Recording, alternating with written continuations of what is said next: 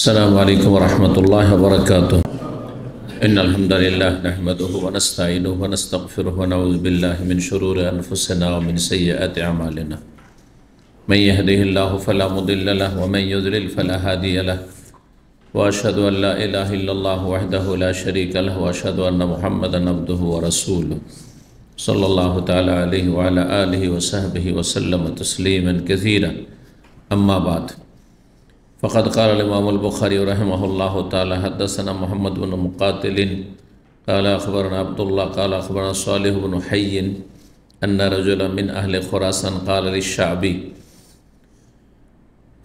للشعبي أخبرني أبو بردة عن أبي موسى الأشعري رضي الله عنه قال قال رسول الله صلى الله عليه وسلم: إذا أدب الرجل أمته فأحسن تأديبها وعلمها فأحسن تعليمها ثم أعتقها فتزوجها كان له أجران، وإذا آمن بعيسى ثم آمن به فله أجران، والعبد إذا اتقى ربه وأطاع مواليه فله أجران।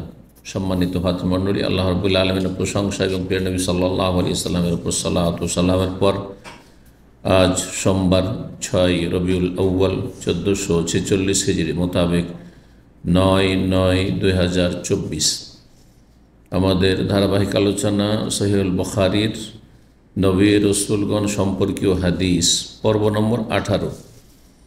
হাদিস নম্বর এই পর্বের 3446। হাদিসের বিষয়বস্তু চলছে আম্বিয়া এবং রসুলগণ সম্পর্কে, আর শেষ আলোচনা ছিল ঈসা আলাইহিস সালাম সম্পর্কে এবং তার জাতি আহলে কিতাব নাসারাদের সম্পর্কে। গত হাদিসটি নাসারাদের সম্পর্কে, তাদের অতিরঞ্জন, ধর্মের ক্ষেত্রে তাদের বাড়াবাড়ি, এসব সম্পর্কে ছিল। আর এই হাদিসটি তো আহলে কিতাবের কথা রয়েছে। বলছেন এই হাদিসে ইমাম শাবি বড় তাবেঈ ছিলেন। আন্না রাজুলান মিন আহলে খোরাসান কাল আলী শাবি, জনৈক ব্যক্তি খোরাসান থেকে ইমাম শাবি রাহমাহুল্লাহর কাছে এসে বললেন, মানে কিছু দিন সম্পর্কে জানার আগ্রহ প্রকাশ করলেন। তখন ইমাম শাবি বললেন, আখবারানি আবু বুরদাতা, আমাকে আবু বুরদা জানিয়েছেন একটি হাদিস। তিনি বর্ণনা করেছেন আবু মুসা আশআরী রাদিয়াল্লাহু তাআলা আনহু থেকে। বলছেন আবু মুসা আশআরী রাদিয়াল্লাহু তাআলা, আব্দুল্লাহ বিন কাইস তার নাম ছিল। কাল রাসূলুল্লাহ সাল্লাল্লাহু আলাইহি ওয়াসাল্লাম, রাসূলুল্লাহ সাল্লাল্লাহু আলাইহি ওয়াসাল্লাম বলেছেন, ইযা আদ্দাবার রাজুলু আমাতাহু ফাআহসানা তাদিবাহা, 3 শ্রেণীর মানুষ যারা দ্বিগুণ নেকি পাবে। 3 শ্রেণীর মানুষের কথা রয়েছে হাদিসে, যারা ডবল নেকি পাবে। এক শ্রেণীর কথা বলছেন, যদি কোনো মানুষ তার দাসীকে ভালো আদব কায়দা শেখায়, শিষ্টাচার শেখায়, ফাআহসানা তাদিবাহা, এবং তার আদব কায়দা খুব সুন্দর করে শেখায় বা আদব কায়দা তার সুন্দর করে, আখলাক চরিত্র শিখালো, অথচ সে কৃত দাসী, তার থেকে কাজ নয় মূলত উদ্দেশ্য। কৃত দাসের যুগ যখন ছিল, কৃত দাসী আর কাজের, আজকালকার ঘরের সংসারের পরিচারিকা কাজের মেয়ে সমান নয়, আসমান জমিন পার্থক্য রয়েছে। এটা অনেক মূর্খরা বুঝে না। সেই যুগে মানুষ কেনা বেচা হইত। পুরুষ হলে তাকে দাস আবদ বলা হইত, গোলাম, আর নারী হলে তাকে দাসী আমাতুন বলা হইত। তো কারো দাসী রয়েছে, কৃত দাসী, তাকে ভালো আদব কায়দা শিখালো, ভালো ইসলামিক নিয়ম নীতিমালা আখলাক চরিত্র শিখালো। ওয়া আল্লামাহা, আর তাকে ইসলামের জ্ঞান দান করলো। ফাআহসানা তালিমাহা, তাকে সুন্দর করে ইসলামের জ্ঞান দিল, লেখাপড়ার সুযোগও দিল। সুম্মা আতাকাহা, এই কাজগুলি করলো। তার সাথে সে কি করলো, তাকে মুক্ত করে দিল, দাস মুক্ত করে দিল। সেই দাসী সে দাসত্বের জীবনযাপন করছিল, পরাধীন ছিল, ব্যক্তি মালিকানা থাকে না দাসের, তাকে স্বাধীন করে দিল। আর তারপরে সে যাবে কোথায়? একজন মহিলা বা একজন মেয়ে যদি সে স্বাধীন হয়ে যায়, তার মালিকের বাড়িতে ছিল, মালিকের ঘরে খাওয়া দাওয়া করছিল, মালিকেরই সব কাজ করছিল, তবুও তো তার একটা রুজি লেগেছিল, খাওয়া দাওয়ার ব্যবস্থা ছিল। একটা মেয়ে যখন স্বাধীন হয়ে যাবে তখন কে পুষবে ওকে? তাহলে তার জন্য এখন স্বামীর প্রয়োজন, তাই না? স্বামী এই ভরণ পোষণের দায়িত্ব নিতে পারে। বাবা মা সবার নেই, হয়তো বাবা নেই, আর বাবা থাকলেও দেখেন বাবা সারা জীবন, কিন্তু মেয়েরাকে বিষয়টি চিন্তা করা উচিত, বাবারা সারা জীবন কোনো মেয়ের দায়িত্ব নিতে পারবেন না। কারণ যদি নেইও আছে বাবা, কখনো অনেক বাবা রয়েছে, বরং অধিকাংশ বাবা রয়েছেন মেয়েদের উপরে এত মায়া যে আল্লাহর বিধান না থাকলে হয়তো বিদায় করতো না, কিন্তু তারপরে তো মত আছে, বার্ধক্য আছে, একসময় চলে যেতে হবে, তাই না, দুনিয়া থেকে। তখন কাঁধে কাঁধে পড়বে ভাইয়ের সংসার কতদিন থাকতে পারবেন? অসম্ভব, অসম্ভব। ভাই যতই ভালো হোক না কেন, ভাইয়ের স্ত্রী সেখানে বরদাস্ত করেন, মেনে নেবেন না অত সহজে। একসময় বাবার বাড়িতেও বিয়ে হওয়ার পরে মেয়েরা অতিথি হয়ে যায়, মেহমানের মতো এসছে, কিন্তু স্বামীর ঘরে কখনো মেহমান হয় না, স্বামীর ঘরে স্ত্রী কখনো মেহমান না, 100 বছর বাঁচল খুঁজি। তো এ হচ্ছে স্বামীর মর্যাদা, যেটা আজকালকার মহিলাদেরকে বিশেষ করে উপলব্ধি করা উচিত। কারণ আজকাল মহিলাদের মধ্যে নারী স্বাধীনতা, নারীবাদী তারা হয়ে যাচ্ছে। জি, পশ্চিমা ইসলাম বিরোধী চেতনা, জি, যেটি কুফরি চেতনা, যে আমার কি সমান, লাইফ পার্টনার, শুধু পার্টনার মানে ভাগাভাগি, তুমি দিবে কিছু তো আমি দেবো কিছু, এইরকম, এটা পশ্চিমা সভ্যতা। জি, যার ফলে সব কিছুতে ঝগড়া দ্বন্দ্ব। আমার পরামর্শ নিতে হবে, ইনকাম করবে স্বামী, কি করলে টাকা পয়সা, কোথায় কি করলে হিসাব দিতে হবে না, কোনো দায়িত্ব নেই। তোমার কাজ হচ্ছে তুমি সংসারে কাজ করবে, তোমাকে খাওয়া দাওয়া তোমার দায়িত্ব পালন করছে কিনা, যেই বিষয়গুলি ফরজ রয়েছে স্বামীর ওপরে সেগুলি আদায় করছে কিনা, তার টাকা পয়সা কোথায় কি করছে, না কাকে দিচ্ছে, না কোনো তোমার অধিকার নেই জানার। এটা হচ্ছে ইসলাম। আজকাল মহিলারা মানবে? আপনার চাইতে বেশি দখলদারি তার বসে আছে আপনার ইনকামের উপর, এই ধারণা আজকাল মহিলাদের। আল্লাহ হেদায়েত দান করে। ব্যতিক্রম খুব অল্পই আছে। তো স্বাধীন করে দিল সে মেয়েটিকে, দাসীকে, ফাতাজ্জাওয়াজ, তারপর তাকে বিয়ে করলো। কোথায় ভালো মানুষ পাবে না পাবে, বিয়ে করে নিল সে। অথচ দাসী, সে মনিব, একশো মালিক ছিল। মালিক যদি একটা কাজের মেয়ে বিয়ে করে তো সমাজে করবে আমাদের। অথচ স্বাধীন মেয়েটি, কাজের মেয়েটি, আর ওটা তো দাসী, কি তো দাসী ছিল। কত জায়গায় ক্রয় বিক্রয় হয়েছে, কত একজন বিক্রি করছে আরেকজন কাছে, আরেকজন বিক্রি করছে আরেকজন কাছে, কত জায়গায় কত হাতে গেছে। তাকে বিয়ে করলো, সসম্মানে রাখলো, সম্মান দান করলো। কান আল্লাহ আজরান, তাহলে তার দ্বিগুণ নেকি রয়েছে। এই মালিকের নেকি হচ্ছে ডবল, কারণ সে ভালো আদব কায়দা শিখালো, ইসলাম শিখালো, ইসলামের জ্ঞান দিল, তার অজ্ঞতা দূর করলো, আল্লাহর সাথে তার সম্পর্ক যাতে করে ভালো কায়েম থাকে, আর তারপর তার ইহসান করলো যে তাকে দাসত্ব থেকে মুক্ত করে দিল, আর তারপর তাকে বিয়েও করে দিল। এতগুলো ভালো কাজের জন্য দ্বিগুণ সওয়াব আল্লাহ দেবে, ডবল। এক ইহসান হচ্ছে ভালো তালিম তরবিয়ত, আর এক ইহসান হচ্ছে তাকে বিয়ে করে নিয়ে তার ভরণ পোষণের দায়িত্ব আজীবনের জন্য নিয়ে নাও। দ্বিতীয়, ওয়াইদা আমানা বে ঈসা, কোন খ্রিস্টান যদি ঈসা আলাইহিস সালামের প্রতি ঈমান নিয়ে আসে, এইরকমই কোনো ইহুদি বনি ইসরাইল যদি মুসা আলাইহিস সালাম আগের কিতাবের প্রতি ঈমান নিয়ে এসে, আগের নবীর প্রতি ঈমান নিয়ে এসেছিল, তারপরে তার কাছে নবী সাল্লাল্লাহু আলাইহি ওয়াসাল্লামের দাওয়াত পৌঁছিল 1400 বছর আগে, যখন নবী সাল্লাল্লাহু আলাইহি ওয়াসাল্লাম আসলেন, সেই যুগে ইহুদি খ্রিস্টানরা ছিল। যতদিন নবী সাল্লাল্লাহু আলাইহি ওয়াসাল্লাম আসেনি ততদিন পর্যন্ত মুসা ঈসাকে মানত। তারপরে যেহেতু সেই দিনকে রহিত করে দিয়েছে আল্লাহ রাব্বুল আলামিন, মনসুখ, ক্যান্সেল, বাতিল, আগের আইন চলবে না। 71-এর আগের আইন, পাকিস্তানি আইন চলবে না বাংলাদেশ, ঠিক না? চলবে? যদি বলেন কেউ, দেশদ্রোহী হয়ে যাবেন, তাই না? তার আগের ইংরেজদের আইন চলবে? ইংরেজদেরই তো আইন ছিল 200 বছর ধরে, অখণ্ড ভারত। তার আগে মোগলদের আইন চলে, মুসলিমদের মেনে নেবে? কেউ মেনে নেবে না। না আমাদের বাংলাদেশের আইন হইতে সংবিধান হইতে হবে। তো যে দুনিয়ার তোমাদের এই মানুষের তৈরি করা আইন সংবিধানের ক্ষেত্রে এটা যদি বুঝতে পারো, তো আসমানি বিধান ক্ষেত্রে বুঝতে হবে না যে যতদিন পর্যন্ত আল্লাহ মেয়াদ রেখেছিলেন মুসা আলাইহিস সালামের দিনে ততদিন, তারপর রোহিত ক্যান্সেল। ঈসা আলাইহিস সালামের নিয়ে আসা দিন যতদিন পর্যন্ত তার সময়সীমা ছিল, সময়সীমা শেষ, ক্যান্সেল, রোহিত মনসুখ। জি, তারপর সেই কিতাবগুলি সুরক্ষিত নয়, বিকৃত হয়ে গেছে। কোনটা আল্লাহর কথা, কোনটা তাদের পুরোহিতদের কথা, পণ্ডিতদের কথা, কিছুই বোঝা যাচ্ছে না। মানুষের অনেক কথা ঢুকে গিয়ে গাঁজাখড়ি ঢুকে গেছে, জি, জালিয়াতিতে ভরে গেছে। সুতরাং যেই কিতাব সুরক্ষিত সেই কিতাব বিশ্বাসযোগ্য নয় যে আল্লাহর আসমানি কিতাব। তবে আংশিক আসমানি আছে, কিছু কথা আসমানি কথা আছে, কিন্তু তাতে মানুষের কথা সংযোজন হয়ে গেছে। কিন্তু কোরআন আল্লাহ রাব্বুল কালাম শুরু থেকে শেষ পর্যন্ত যেইভাবে নাযিল ওইভাবে আছে। নবী সাল্লাল্লাহু আলাইহি ওয়াসাল্লাম হাদিসের ক্ষেত্রে জাল জয়ীফ কিছু ঢোকাবার চেষ্টা করেছে। মুহাদ্দিসিনদের বড় বড় পণ্ডিত ইমামদেরকে আল্লাহ পয়দা করে তাদের মাধ্যমে আল্লাহ ছাঁটাই করিয়ে দিয়েছেন যে এইটা সহিহ হাদিস, এইটা হচ্ছে নবী সাল্লাল্লাহু আলাইহি ওয়াসাল্লাম হাদিস, আর এগুলো হচ্ছে জাল জয়ীফ, চলবে না এগুলো। এগুলো যদিও নবী সাল্লাল্লাহু আলাইহি ওয়াসাল্লামের সাথে সম্পৃক্ত করা হয়েছে, কিন্তু এগুলো নবীর হাদিস নয়। এভাবে আল্লাহ সুরক্ষিত করেছে।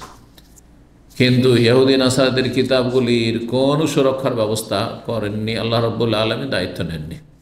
ইন্না নাহনু নাযালনা যিকরা ওয়া ইন্না লাহু লাহাফিজুন। আল্লাহ বলছেন, আমি উপদেশ আল কোরআন নাযিল করেছি, আর কোরআনের ব্যাখ্যা হচ্ছে হাদিস, ওয়া ইন্না লাহু লাহাফিজুন, আর আমি নিঃসন্দেহে তার হেফাজতের দায়িত্ব নিয়েছি, হেফাজত করব, সুরক্ষা করব। জি, এইভাবে আল্লাহ হেফাজত করেছে। কোরআনে কারীম সারা পৃথিবী থেকে সমস্ত কপিকে যদি আউট করে দেওয়া হয়, যে কোরআন কোথাও ছাপছে না, পাওয়া যাচ্ছে না, তবু কি কোরআনকে মুছে ফেলা যাবে? কাগজ থেকে মুছে ফেললেও অন্তর থেকে মুছে ফেলতে পারবেন না। এইভাবে আল্লাহ হেফাজত করেছেন। লক্ষ লক্ষ হাফেজ পৃথিবীতে আছে, পৃথিবীর কোনো কিতাবের হাফেজ নেই, কোনো কিতাবের হাফেজ নেই, না তাওরাত, না ইনজিল, না জাবুর, না মানুষের রচনা করা বেদ, পুরাণ, অমুক তুমুক, কোনো কিছুর হাফেজ নেই পৃথিবীতে। কিন্তু কোরআন কারীমের হাফেজ সারা পৃথিবীতে, প্রতিটি দেশে হাজার হাজার করে, সারা পৃথিবীর লক্ষ লক্ষ হাফেজ আছে। সুদূর এবং সতুর দুটোতে আল্লাহ হেফাজতে রেখেছেন, সুরক্ষা করেছেন। সুদূর মানে সিনাতে, আর সতুর মানে লাইনে, কাগজে কলমে। তো দ্বিতীয় ব্যক্তি, যেই ব্যক্তি ঈসা আলাইহিস সালামের প্রতি ঈমান নিয়ে আসলো, অথবা মুসা আলাইহিস সালামের প্রতি ঈমান নিয়ে আসলো, আর তারপরে যখন নবী সাল্লাল্লাহু আলাইহি ওয়াসাল্লাম আসলেন, তখন সুম্মা আমানা বি, আমার প্রতি ঈমান নিয়ে আসলো। যেহেতু একই দিনের সিলসিলা চলে আসছে, ধারাবাহিকতা, এবং প্রত্যেকটি আগের আসমানি গ্রন্থে ভবিষ্যৎবাণী করা হয়েছে শেষ নবী মুহাম্মদ সাল্লাল্লাহু আলাইহি ওয়াসাল্লামের কথা। তাওরাত ইনজিলে ভবিষ্যৎবাণী রয়েছে। অমুবাশশিরাম বিরাসূলিন, ঈসা আলাইহিস সালাম বলছেন যে আমি সুসংবাদ দিচ্ছি এক রাসূলের, মিন বাদি, আমার পরে তিনি আসবেন, আগমন করবেন, ইসমহু আহমদ, যার নাম হবে আহমদ। নবী সাল্লাল্লাহু আলাইহি ওয়াসাল্লাম নাম আহমদ, নবী সাল্লাল্লাহু আলাইহি ওয়াসাল্লাম মুহাম্মদ। জি, তো সমস্ত নবী রসুলগণ তাদের কিতাবে এবং তাদের কথায় জানিয়ে রেখে জাতিকে যে শেষ নবী চলে আসলে তার প্রতি তোমরা ঈমান নিয়ে আসবে, না হলে কাফের হয়ে যাবে তোমরা। নবী সাল্লাল্লাহু আলাইহি ওয়াসাল্লাম আগমনের পরে যারা শিরক মুক্তও ছিল, আহলে কিতাব ইহুদি খ্রিস্টান শিরক মুক্তও ছিল, যদি শিরক মুক্তও থাকে তবুও কাফের, কারণ শেষ নবী মুহাম্মদ সাল্লাল্লাহু আলাইহি ওয়াসাল্লামকে অস্বীকার করার কারণে।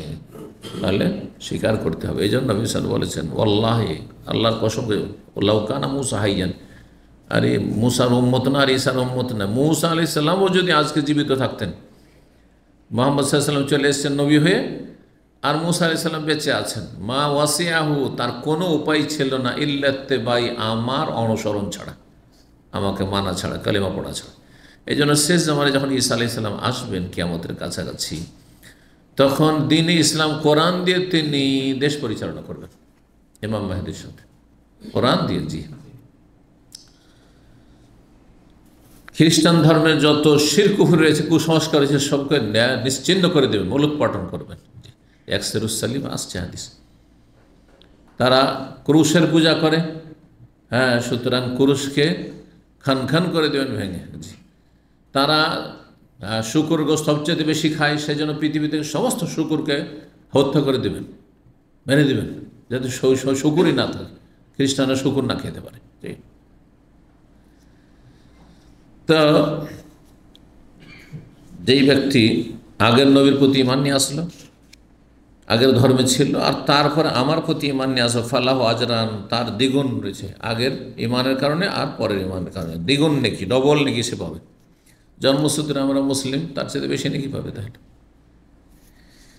ওয়াল আব্দ ইযা তাকাররাব, তৃতীয় ব্যক্তি এমন আল্লাহর বান্দা বা দাস, এখানে শুধু বান্দা না, এখানে দাস, এমন দাস, এমন গোলাম, ইযা তাকাররাব, আল্লাহকে ভয় করে, বেনামাজি নয়, পাপি তাপি নয়, বরং ধার্মিক, সে রবকে ভয় করে, তাহলে রবের হক আদায় করলো। আর মনিব রয়েছে, যার আন্ডারে সে আছে, ওয়াতা মাওয়ালি, আর নিজের মনিবের আনুগত্য করলো, মালিক যেভাবে চলতে বলছে, যেভাবে করতে বলছে, যে কাজগুলি করতে ওইভাবে চলছে, ফালাহ আজরান, সেও দ্বিগুণ নেকি পাবে, কারণ আল্লাহর আনুগত্য করলো আর তার মালিকেরও আনুগত্য করলো। এই জন্য দ্বীন ইসলাম হচ্ছে আতিউল্লাহ আতিউর রাসূল উলিল আমরি মিনকুম, আল্লাহর আনুগত্য করতে হবে।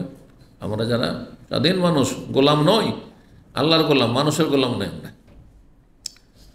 তো আমাদেরকেও আল্লাহ নির্দেশ দিয়েছেন আল্লাহর আনুগত্য করতে হবে, আল্লাহর কথা মানতে হবে, আর রসুলের আনুগত্য করে রসুলের কথা মানতে হবে। উলিল আমরে মিনকুম, আর আলেমদের কথা মানতে হবে, শাসকের কথা মানতে হবে। উলুল আমর হচ্ছে দুই রকম, এক হচ্ছে যে ধর্মীয় উলুল আমর হচ্ছে ওলামায়ে কেরাম, বড় বড় আলেমদের। আপনি বলেন যে হাদিস পড়ে আমি মাসলা নিয়ে নেব, ক্ষমতা আছে?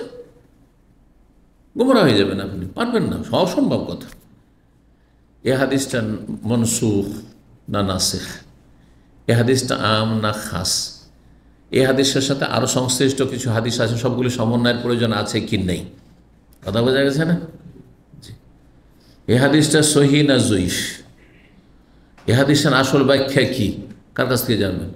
সমস্ত কিছু জানতে হবে বিজ্ঞ ব্যক্তির কাছ থেকে, যিনি হচ্ছেন আলেম, দক্ষ আলেম, ভালো আলেম, এই মোল্লা টাইপের আলেম না, মসজিদের ইমাম সেই আলেম, আলেম পাশ করেছে আলিয়া মাদ্রাসায়, কওমি মাদ্রাসায়, দাওরা পাশ করেছে, আলেম না, না, এগুলো জালেম। হ্যাঁ, অধিকাংশ জালেম। যদি এলেম না থাকে আর বেশি ফতোয়া দেয় তাহলে জালেম। যে যেখানে আছে, যতটা আল্লাহ দিয়েছে ওখানে ক্ষান্ত থাকা উচিত, তাকে ক্ষমতা নেই ওখানে ঠান্ডা থাকেন। জি, তো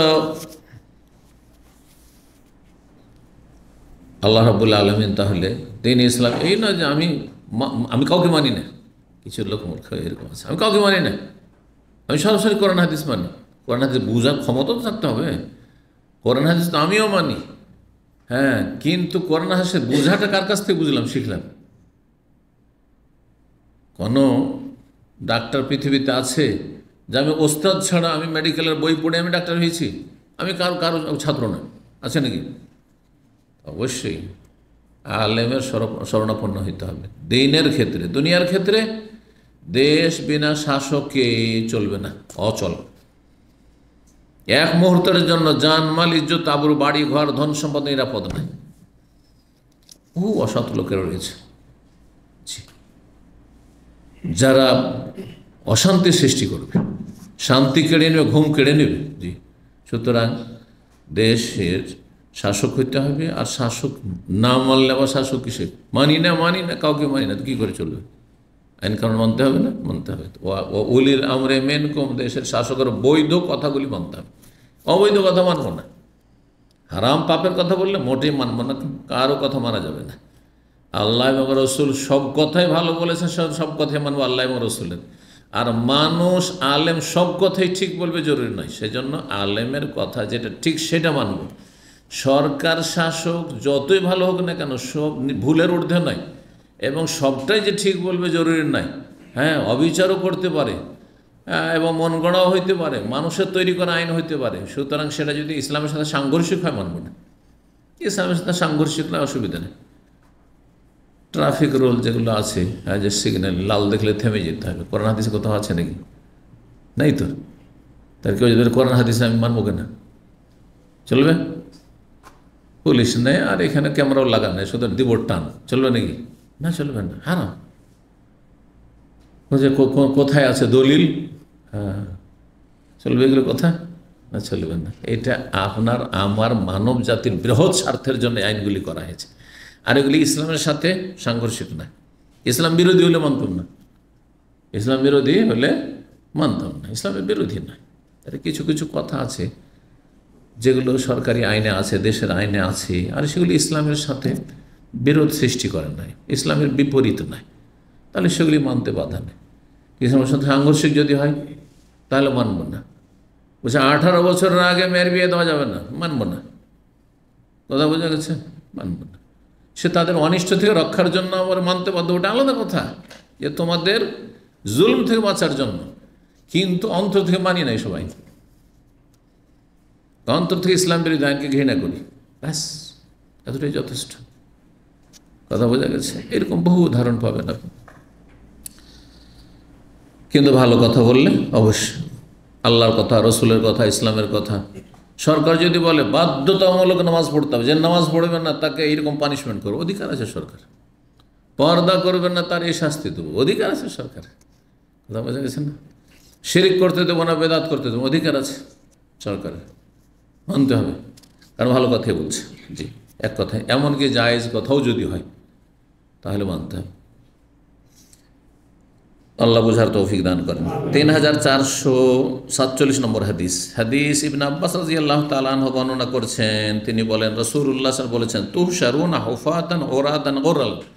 অন্য রিওয়ায়াতে রয়েছে ইন্নাকুম তুহশারুনা ইয়াউমাল কিয়ামা, ইন্নাকুম মাহশুরুনা ইয়াউমাল কিয়ামা, কিয়ামতের দিনে তোমাদেরকে একত্রিত করা হবে।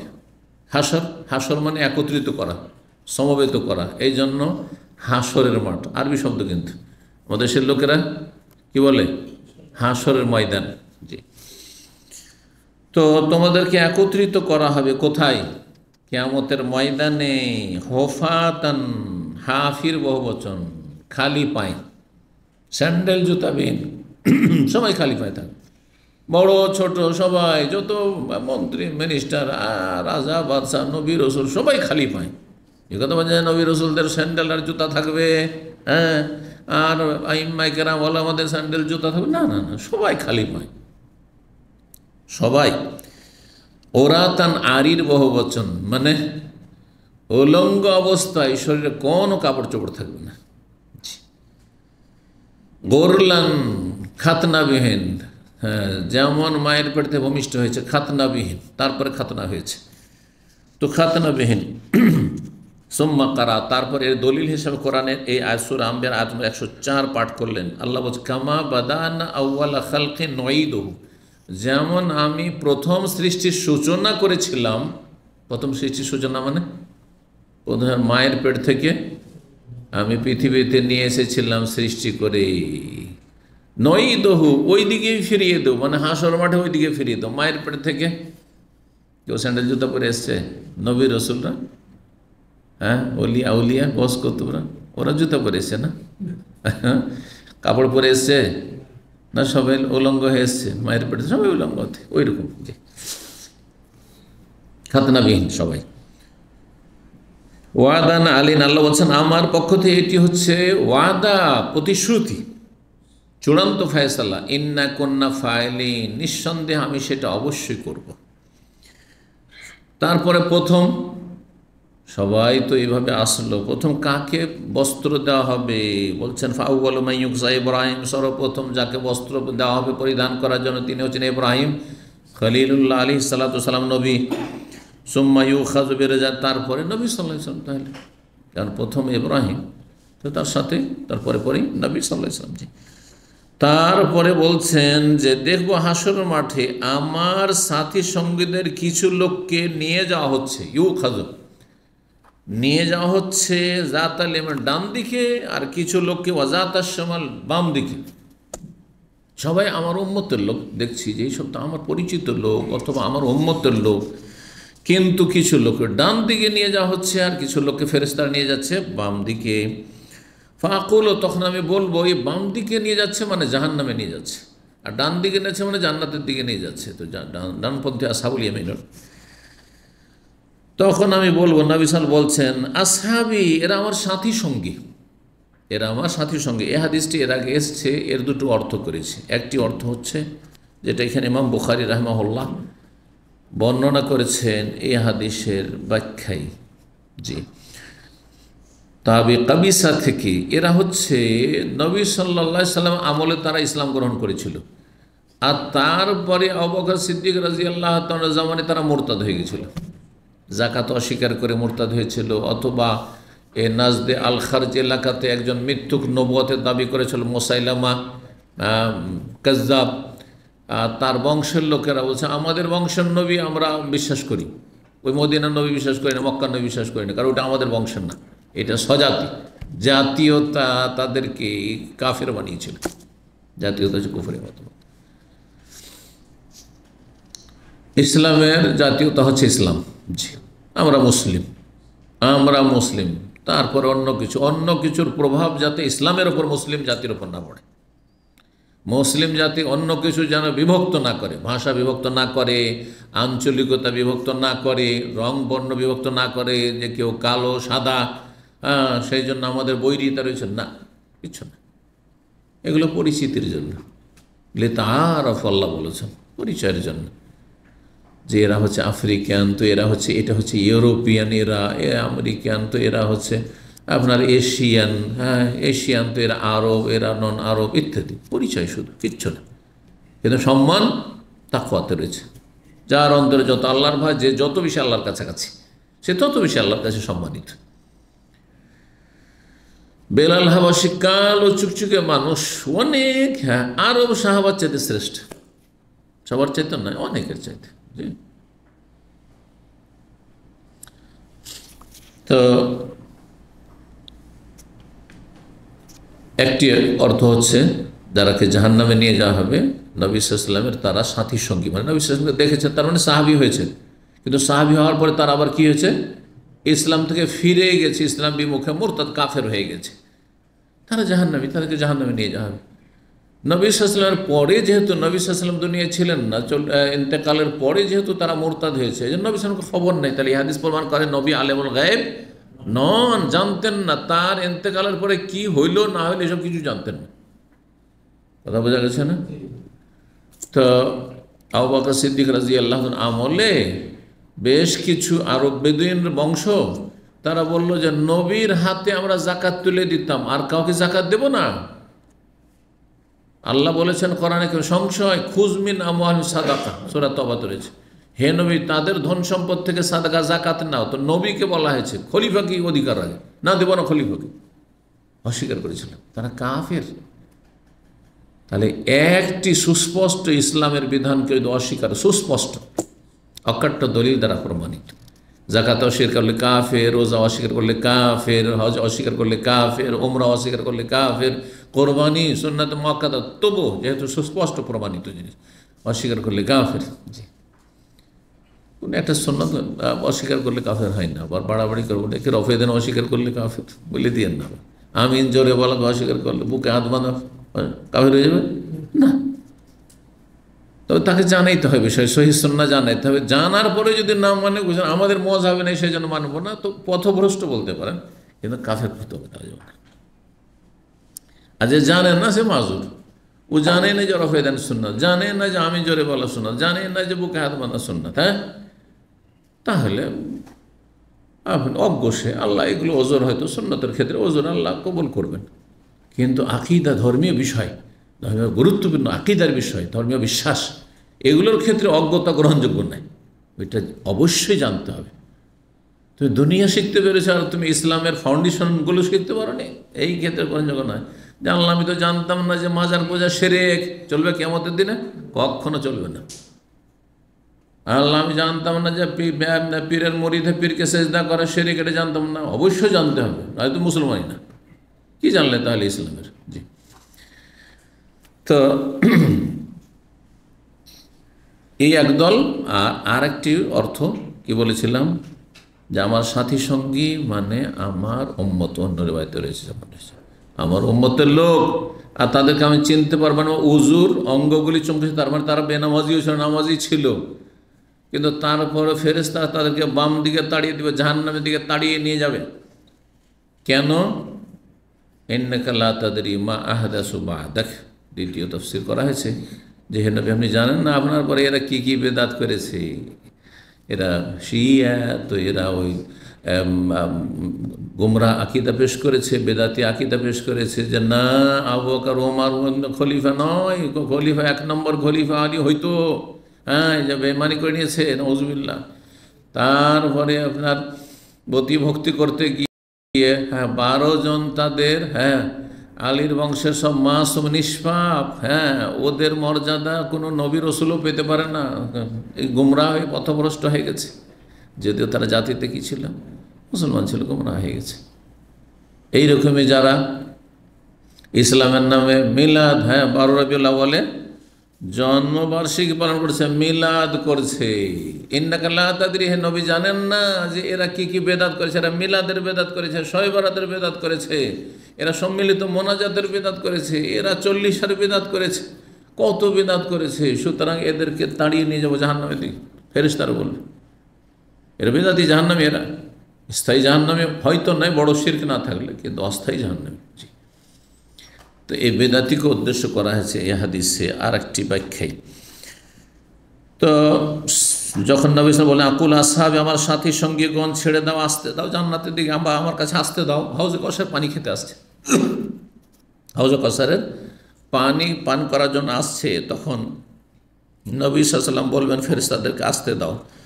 ফায়ুকালু, তখন বল ইন্নাহুম লাম ইয়াজালু মুরতাদ্দিনা আলা আকাবিহিম মুনযু ফারাকতাহুম, যখন থেকে আপনি বিদায় নিয়েছেন, মানে আপনার বিদায় নেওয়ার পর দুনিয়া থেকে তারা উল্টো দিকে ফিরে চলে গেছে, ইসলামের উল্টো দিকে ফিরে চলে গেছে। মানে হয় তারা কাফের মুরতাদ হয়ে গেছে, আর না হলে সুন্নতি তরিকা বাদ দিয়ে বেদাতে চলে গেছে, তারা বেদাতে চলে গেছে।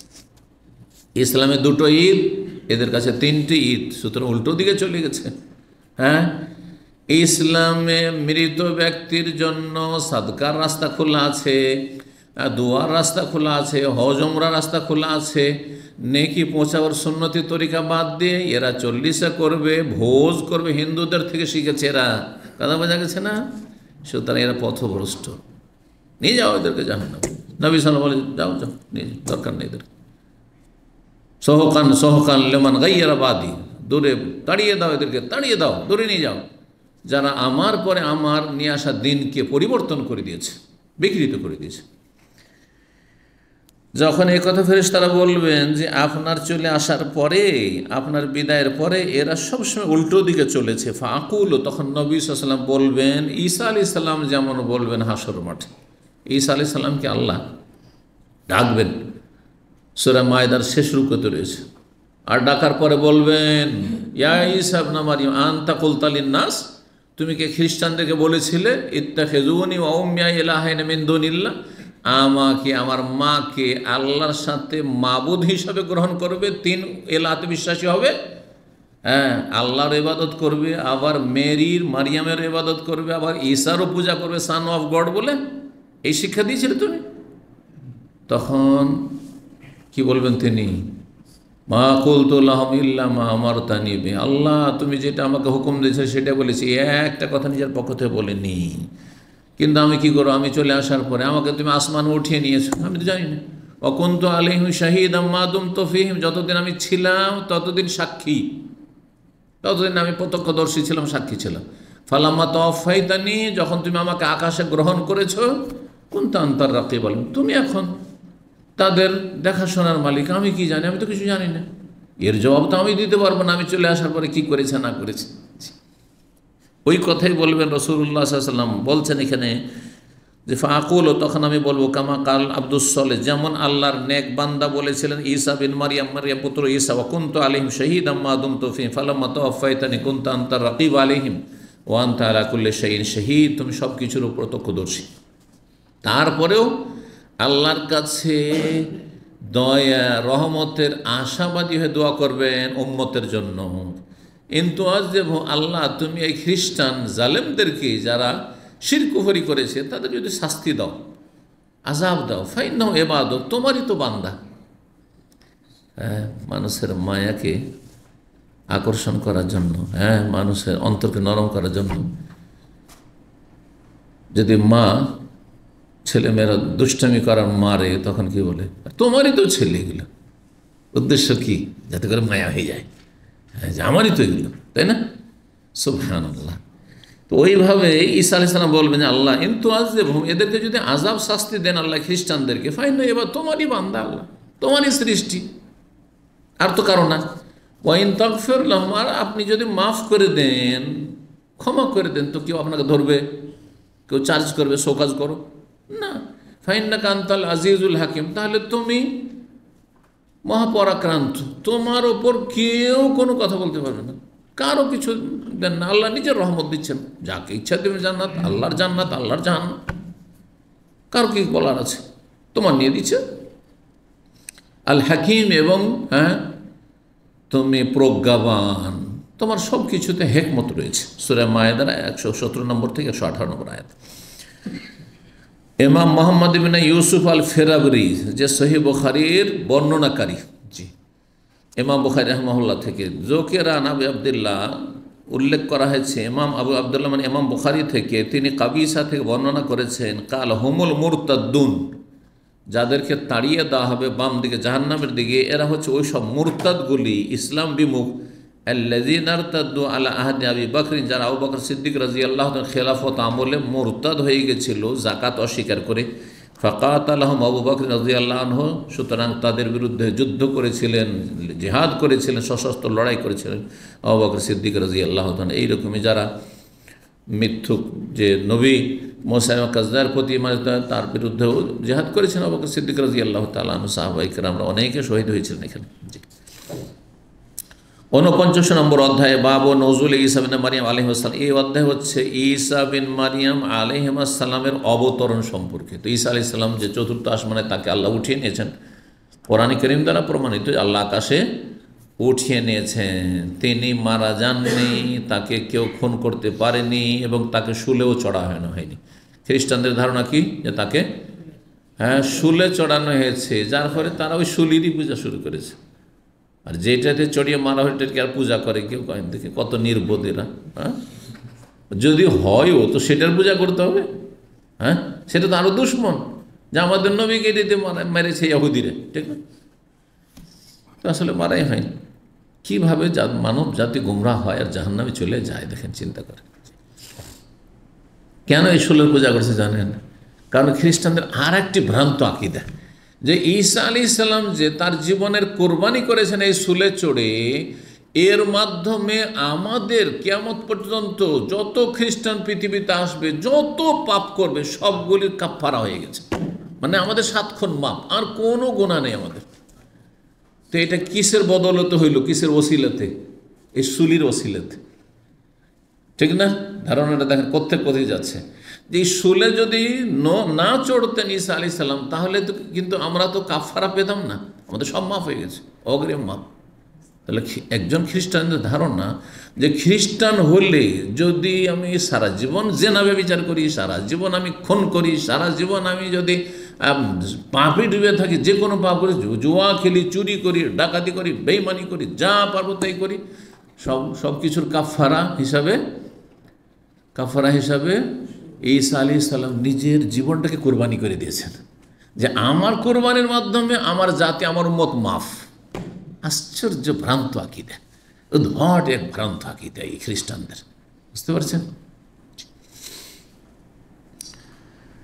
তো ঈসা ইবনে মারিয়াম আলাইহিস সালাম কিয়ামতের কাছাকাছি নেমে আসবেন আকাশ থেকে, আর তারপরে সারা পৃথিবীতে ইসলামিক রাজত্ব কায়েম হবে।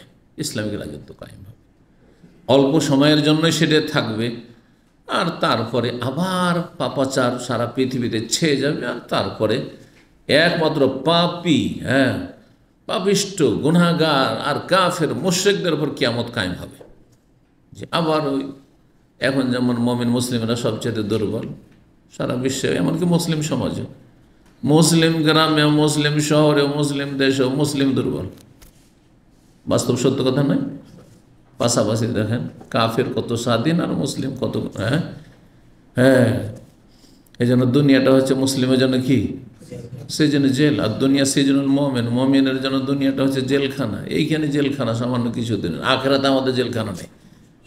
আর কাফেরদের জন্য এইটি হচ্ছে জান্নাত। হ্যাঁ, যেহেতু আখিরাতে স্থায়ী জেলখানা, তাদের জন্য জাহান্নাম আছে, প্রস্তুত হয়ে আছে। এই জন্য সবর করতে হবে দিনের উপর, দিনের জন্য কষ্ট করতে হবে।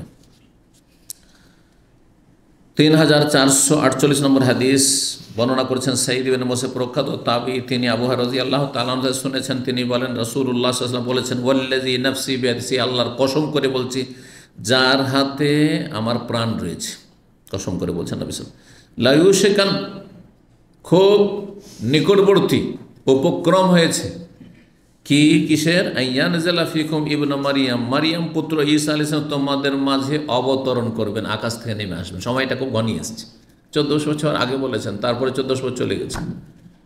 তাই নবী সাল্লাল্লাহু আলাইহি ওয়াসাল্লাম বলেছেন খুব তাড়াতাড়ি চলে আসবেন, শীঘ্রই চলে আসবেন, তাতে 1400 বছর পার। তো এখন কি বলা যাবে 10-20 বছরের মধ্যে, হ্যাঁ 25 বছরের মধ্যে? না, কিছুই বলা যাবে না। হইতে পারে সেটা 50 বছর হইতে পারে, আবার 100 হইতে পারে, তার বেশিও হইতে পারে, আবার কমও হইতে পারে। হ্যাঁ, পথভ্রষ্ট হবেন না ওই সব বক্তা, গুমরা বক্তাদের মধ্যে যে 2019-এ ইমাম মেহেদী চলে আসবে, গিয়েছে 19 চলে গেছে কিন্তু পারে। তারপরে যে 2021-এ চলে আসবে, ইমাম মেহেদী চলে এসছে, কোন এক দেশের জেলখানায় আছে, এসব কথা শুনেছেন না? এগুলো ভণ্ডদের মতো কথাবার্তা না। যদি একজন আলেম হয়তো তার জন্য একেবারে সাজে নেই কথা, বেমানান, নিঃসন্দেহে সে আলেমের পরিচয় দেয়নি। জি, এখন মানুষ তাকে নিয়ে হাসাহাসি করছে, হাসির পাত্র, মূর্খামি এগুলো। ভবিষ্যৎবাণী এভাবে করতে নেই, যেমন নবী সাল্লাল্লাহু আলাইহি ওয়াসাল্লাম ভবিষ্যৎবাণী করেছে, খুব শীঘ্রই দাজ্জাল আসবে, খুব শীঘ্রই ঈসা আলাইহিস সালাম আসবেন। কিন্তু শীঘ্র কতদিন শীঘ্র আল্লাহু আ'লাম। আল্লাহ কিয়ামত সম্পর্কে বলছেন কোরআনে কারীমে, লা আল্লাহ সাআতা কুনু কারীবা ইকতারাবাতিস সাআত, কিয়ামত কাছে এসছে, ঘনিয়ে এসছে। 1400 বছর চলে গেছে, বলছে আল্লাহ বলছেন ঘনিয়ে এসছে, আর 1400 বছর পার। তাহলে আল্লাহর কথা মিথ্যে নাকি? যেটা আগামী দিনে আসবে সেটাই কাছে, আগামী দিনে যেটা আসবে সেটা কাছে, এটা মনে রাখেন। আর যেটা অতীতে চলে গেছে সেটা হাতের নাগালে নেই, আর ফিরে আসবে না। নিয়ে আসতে পারবেন অতীতের দিনগুলি? যৌবনকাল ফিরে আসবে? হ্যাঁ, কোনো দায়িত্ব ছিল না, মাথার বোঝা ছিল না, আর আমি বাপের হোটেলে খাওয়া দাওয়া করেছি, না হয় মামার বাড়ি, নানা নানির বাড়ি খেয়েছি আমোদ ফুর্তি করে, কোনো চিন্তা ছিল না, খেতে দেখো খাওয়া দাওয়া ঘুমা, কোনো চিন্তা ছিল? যুগ ফিরে আসবে? হ্যাঁ, না, কখনো ফিরে আসবে না। তো যেটা অতীত সেটা দূরে, আর যেটা আগামী দিনে সেগুলি সবগুলি কাছে। সেটা যতই সময় লাগুক না কেন, এই অর্থে কোরআনে বলা হয়েছে কিয়ামত খুব কাছে। তারপরে মানব জাতির আগের ইতিহাসের তুলনায় কাছে। এখন আদম আলাইহিস সালাম থেকে এইদিকে যদি যান, যে আদম আলাইহিস সালামের জামানা, হ্যাঁ, কতদিন? যদি 10,000 বছর বলি তাও ভুল হবে না, কথা বলছেন না? এইদিকে যদি 10,000 বছর হয়, তাহলে এইদিকে 1400 হয়েছে, তো এমন বেশি হয়নি তুলনামূলক। তাহলে কিয়ামত কাছে, কিয়ামত আমাদের কাছে, অন্য মতের তুলনায় কিয়ামত আমাদের কাছে। তো বলছেন যে ইবনে মারিয়াম, মারিয়াম পুত্র ঈসা আলাইহিস সালাম নেমে আসবেন, হাকামান আদলান, শাসক হয়ে আসবেন। কারণ তিনি শাসক হবেন, সারা পৃথিবীর শাসক হবেন, এই ছোট ছোট দেশের শাসক নয়। আর আদলান, ন্যায় পরায়ণ বিচারক হবেন, ন্যায় পরায়ণ বিচারক হন, কোনো জুলম অত্যাচার থাকবেন, অবিচার থাকবেন, কেউ কারো একটা পয়সার হক মারতে পারবে না সেই যুগে।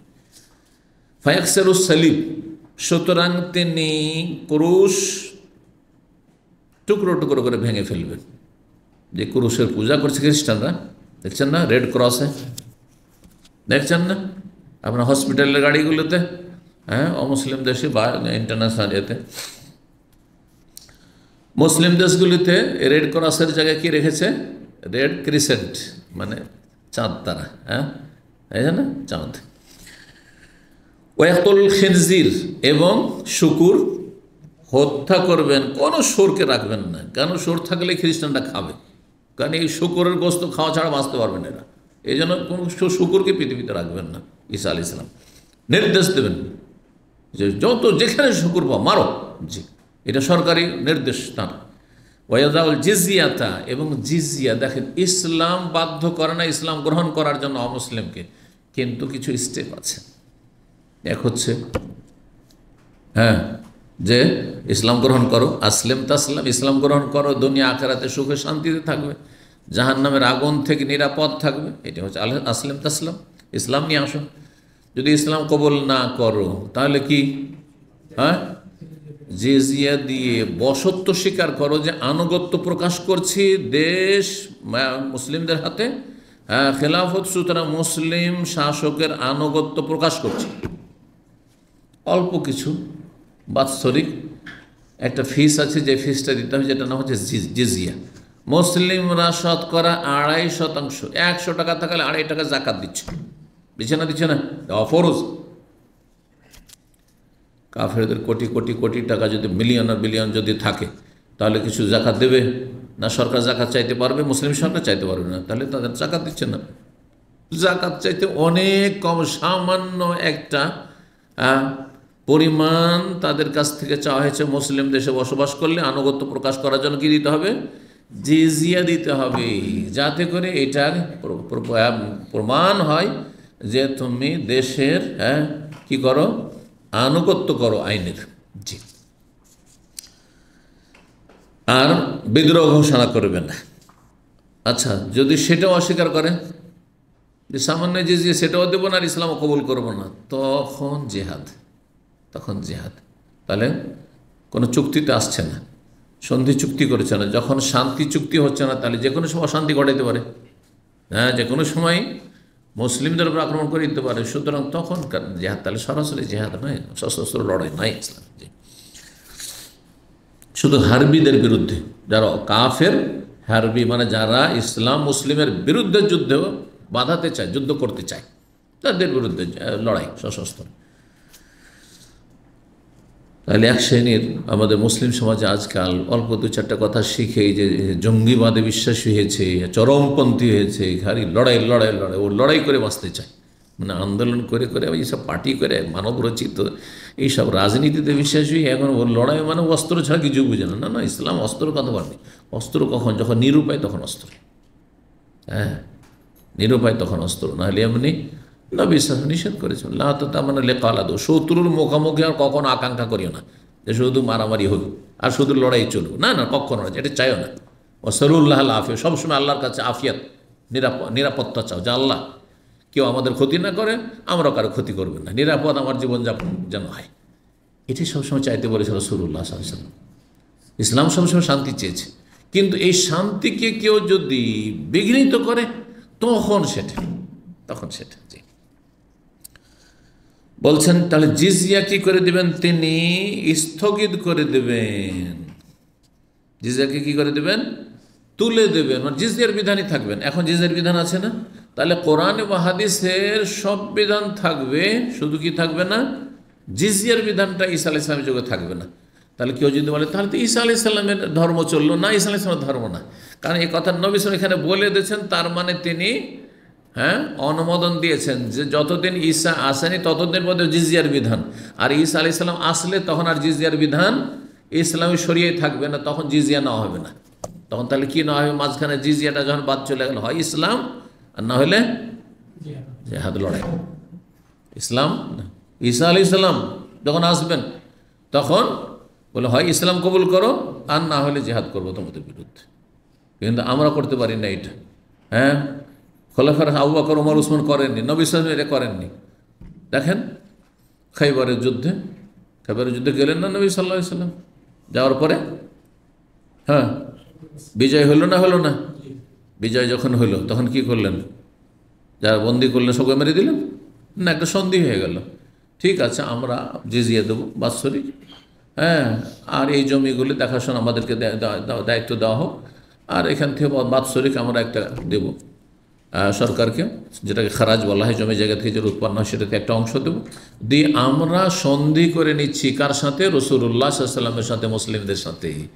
তারপরে খৈবরই তারা থাকলো, ইহুদিরা খৈবরই থাকলো নবী সাল্লাল্লাহু আলাইহি ওয়াসাল্লামের শেষ জীবন পর্যন্ত। আবু বকরের যুগে থাকলো, ওমর রাদিয়াল্লাহু তাআলা জামানায় দেখা যায় যখন তখন এরা বদমাইশি করতে থাকে, যে কোনো সময় বিদ্রোহ করে দিতে পারে, যে কোনো সময় একটা অশান্তি ঘটিয়ে দিতে পারে, যার ফলে তখন তাদেরকে ওমর রাদিয়াল্লাহু তাআলা আনহু সেখান থেকে তাদের বদমাইশির কারণে তাড়িয়ে দিলেন শাম দেশের দিকে।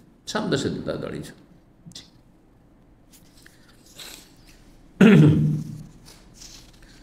বলছেন যে জিজিয়া কি করে দেবেন? তুলে দেবেন, জিজিয়ার বিধান থাকবে না। ওয়াইয়াফিজুল মাল, ফাজা ইয়াফিজু, বন্যাকে ফায়জান বলা হয়। ফায়জান মানে বন্যা। বন্যা কি? পানি উপচে পড়ে তখন না বন্যা হয়। তাহলে ইয়াফিজুল মাল মানে ধন সম্পদ উপচে পড়বে, কোথায় রাখবেন জায়গা পাবেন না।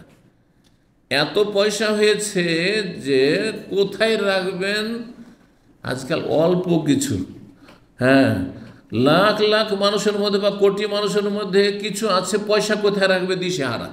এত দুর্নীতি করেছে আর এত বেইমানি আত্মসাৎ করেছে আর এত সরকারি সম্পদ লুটেছে যে দেশে রাখতে পারছেন না, তখন বিদেশে কাফের দেশে রাখছে। হ্যাঁ, রাখছে না, কোথায় যে পাচার করবে টাকা পয়সা। এখন বুঝতে পারছেন যে কিভাবে টাকা পয়সা তারা বেইমানি আত্মসাৎ করে জাতির সম্পদকে এরা লুণ্ঠন করেছে, অসৎ লোকের।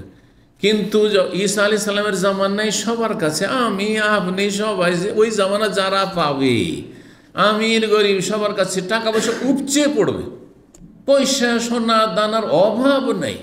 আরে রাখবি কোথায়? দিশাহারা, উপচে পড়বে, বয়ে পড়বে।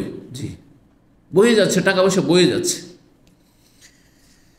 হাত্তা লা ইয়াকবালু আহাদুন, যাকাত দিতে যাবে তো কেউ নিতে চাইবে না, সাদকা করলে কেউ নিতে চাইবে না। জাকাত নিয়ে বেরোবে তালাশ করার জন্য, ফকির তালাশ করার, গ্রামে গ্রামে ঘুরছে, জাকাত দেবো, পয়সাওয়ালা দিনদার মানুষ, পরেশগার মানুষ বলছে আজকে লাগবে না, গতকালকে দিলে নিতাম, গতকাল একটু অভাব ছিল, আজকে আমার দরকার নেই, আমার কাছে টাকা পয়সার অভাব নেই।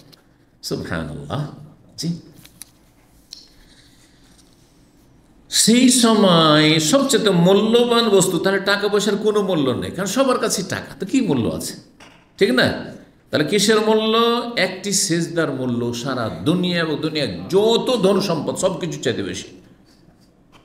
কারণ কিয়ামত কাছে আসছে, পশ্চিম দিকে সূর্য উঠতে যাচ্ছে, আমল তাড়াতাড়ি করবেন করেন, আর আমলের সুযোগ নেই।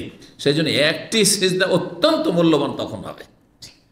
ফিতনার যুগে যখন আর বেশি সময় নেই, তখন কি জানি কখন কি হয় না, কখন যে কী পরিস্থিতি হয়, তখন সেজদার অত্যন্ত মূল্য আছে। এই প্রতিকূল অবস্থা, বর্তমান যুগের কথা চিন্তা করেন আপনি, এই যুগে সব জায়গায় প্রতিকূল অবস্থা, বেনামাজি আর বেনামাজি, বেদিন আর বেদিন, পাপি আর পাপি, চারিদিকে পাপ হচ্ছে। যেখানে যেন রোগ খুঁজতে আপনি নামাজি সাথী সঙ্গী পাওয়া মুশকিল, এর মাঝখানে নামাজ পড়া, একটা সেজদা করা যেমন তোর কথা নয়, এটা সবচেয়ে মূল্যবান, সবচেয়ে মূল্যবান। আর তখন তো কিয়ামত কাছে এসছে, কারণ ঈসা আলাইহিস সালামের জামানা শেষ হইলে আবার সারা পৃথিবীতে অশান্তি শুরু হবে, আর দ্রুত এই কিছুদিন মধ্যে কিয়ামত কায়েম হয়ে যাবে। জি, কয়েক বছরের ভিতরেই হয়তো। তো বলছেন হাত্তা তাকুনা সাজদাতুল ওয়াহিদাতু খায়রুম মিনাদ দুনিয়া ওয়া ফিহা, সেই সময় একটি সেজদা দুনিয়া, পৃথিবী এবং পৃথিবীতে যা কিছু রয়েছে সব কিছুর চাইতে মূল্যবান হয়ে যাবে। সুম্মা ইয়াকুল, আবার তারপর আবু হুরায়রা বলছেন ওয়াকরাউ ইন শাইতুম, এই ঘটনার দলিল হিসাবে যে ঈসা আলাইহিস সালাম আসবেন আর আসার পরে সবাই তার আনুগত্য করবে, এই বিষয়টি যদি পড়তে চাও কোরআনে কারীমে সূরা নিসার আয়াত 159 আয়াতে রয়েছে। আল্লাহ বলছেন ওয়া মিন আহলিল কিতাবি ইল্লা লা ইউমিনান্না বিহি ক্বাবলা মাউতিহি ওয়া ইয়াউমাল কিয়ামাতি ইয়াকুনু আলাইহিম শাহীদা। ওয়া মিন আহলিল কিতাব, আহলি কিতাব ইহুদি খ্রিস্টানদের এমন কোনো ব্যক্তি নেই, এমন কোনো ব্যক্তি থাকবে না, ইল্লা লা ইউমিনান্না বিহি, সবাই ইহুদি খ্রিস্টান সবাই ঈমান নিয়ে আসবে ওই সময় ঈসা আলাইহিস সালামের ওপর, ক্বাবলা মাউতি, ঈসা আলাইহিস সালামের মৃত্যুর আগে। ঈসা আলাইহিস সালাম কিন্তু মারা যাননি, মৃত্যুর আগে, তার মানে যখন দ্বিতীয়বার আসবেন ঈসা আলাইহিস সালাম, একবার তো এসে চলে গেছেন আকাশে, তাই না? দ্বিতীয়বার যখন আসবেন তার ইন্তেকালের আগে সারা পৃথিবীর সমস্ত ইহুদি খ্রিস্টান আহলি কিতাব তার প্রতি ঈমান নিয়ে আসবে। আর তার প্রতি ঈমানের একটা অংশ হচ্ছে যে শুকুরের গোস্ত হারাম, আর ক্রুশের পূজা করা, শুলির পূজা করা চলবে না, নিশ্চিহ্ন, শুলিকে ভেঙে চুরমার করে দেওয়া হয়েছে, নিশ্চিহ্ন করে দেওয়া হয়েছে। সুতরাং এই শুলির পূজার ধর্ম খ্রিস্টানদের বাতিল ধর্ম, এই বাতিল ধর্ম বাতিল বলে ঘোষিত হবে। তাহলে ঈসা আলাইহিস সালামের প্রতি ঈমান নিয়ে আসা মানেই তিনি যেহেতু মুহাম্মদ রাসূলুল্লাহ নিয়ে আসা দিনের ওপর থাকবেন এবং ফয়সালা করবেন, সুতরাং সবাই সারা পৃথিবীতে কী হয়ে যাবে? মুমিন মুসলিম হয়ে যাবে। এই কথায় নবী সাল্লাল্লাহু আলাইহি ওয়াসাল্লামের একটি হাদিসে রয়েছে, লা ইয়াবকা আলা জাহরিল আরদি, ভূপৃষ্ঠে এমন কোনো বাড়ি ঘর থাকবে না, বাইতু মাদারিন ওয়ালা আবারিন, পাকা বাড়ি হোক অথবা কাঁচা বাড়ি হোক, ইটের বাড়ি হোক ওয়ালা আবারিন, অথবা তাঁবু হোক, খড়ের বাড়ি হোক, ইল্লা আদখালাহুল্লাহু কালিমাতুল ইসলাম, প্রত্যেকটি ঘরে ঘরে আল্লাহ ইসলামের কালিমা লা ইলাহা ইল্লাল্লাহকে ঢুকিয়ে দেবেন, প্রবেশ করাবেন। বেইজ্জে আজিজিন, সসম্মানে কালিমা কবুল করবে, সসম্মানে ইসলাম কবুল করে, নিজে থেকে ইসলাম কবুল করে নিল। আগে থেকে আমরা যেমন মুসলিম পরম্পরা ইসলাম পালন করে যাচ্ছি, এইরকম আল্লাহ যেন তৌফিক দান করেন আমাদের কিয়ামত পর্যন্ত, আমাদের প্রজন্মকে। এটা আর না হইলে ওয়াজুল্লে জালিলিন, যারা কবুল করতে চাইবে না তারা লাঞ্ছিত হয়ে ইসলাম কবুল করবে, বাধ্যতামূলক ইসলাম কর, কারণ ইসলাম ছাড়া অন্য কিছু গ্রহণ করা হবে না, মানে জিজিয়া নিয়ে নিরাপত্তা দেওয়া হবে না। জি, হয় ইসলাম আর না হলে লড়াই, জেহাদ। জি, এইটা হচ্ছে ঈসা আলাইহিস সালামের সেই বিধান, যখন ঈসা আলাইহিস সালাম কিয়ামতের কাছাকাছি আসবেন। তো এই ছিল হাদিস। 3449 নম্বর হাদিস। হাদিস বর্ণনা করছেন আবু হুরায়রা রাদিয়াল্লাহু তাআলা আনহু বলছেন, রাসূলুল্লাহ বলে, কাইফা আনতুম, কি অবস্থা হবে তোমাদের, ইজা নাযালা ইবনু মারইয়াম ফিকুম, যখন তোমাদের মাঝে মারইয়াম পুত্র ঈসা আলাইহিস সালাম নেমে আসবেন, ওয়া ইমামুকুম মিনকুম, আর তোমাদের ইমাম কিন্তু তোমাদের মধ্য থেকে হবেন। তাহলে ঈসা আলাইহিস সালাম শাসন ক্ষমতায় পাশে থাকবেন, আর যিনি শাসক খলিফা হবেন তিনি হচ্ছেন ইমাম মেহেদী। ইমাম ও কুম্মিনকুম, তোমাদের মধ্যে তো একজন ইমাম হবেন, মানে ইমাম মেহেদী, যার নাম হবে মোহাম্মদ আর বাবার নাম হবে আবদুল্লাহ। জি, ইমাম মেহেদির কথা সুনানের কিতাবাতে রয়েছে এবং হাদিস সহিহ। 50 নম্বর অধ্যায়, বাবু মাজুকের আম্বানি ইসরাইল। এই অধ্যায় হচ্ছে বনি ইসরাইলদের সম্পর্কে যেসব আলোচনাগুলি হাদিসে এসছে এই সম্পর্কীয় হাদিস। 3450 নম্বর হাদিস। হাদিস বর্ণনা করছেন রিবি বিন হেরাস কালা উকবা